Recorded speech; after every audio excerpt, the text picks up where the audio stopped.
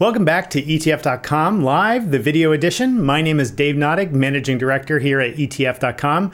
Really good question today somebody posted in the chat that I think really focuses the mind on what you're trying to achieve with your investing. The question was, given a gun to the head scenario, I can only buy one fund. Am I buying a diversified US equity fund or am I buying a diversified global equity fund? And to me, this was not even a tricky question at all. The answer really has to be a global fund.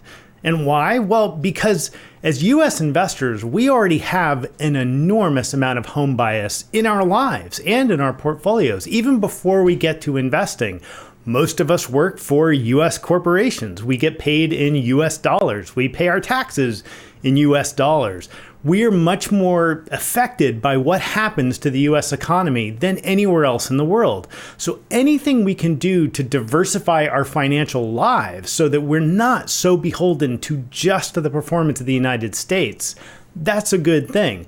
So any global portfolio is going to give you exposure to other diversified markets, to Europe, to Asia. A really good global diversified ETF is also going to give you exposure to emerging markets, which frankly we should all have some exposure to because that may be the fuel for the next leg of growth in the global economy.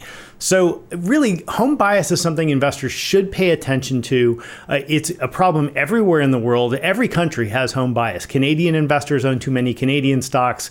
UK investors own too many UK stocks. And it's understandable. It's what we're comfortable with. It's what's familiar.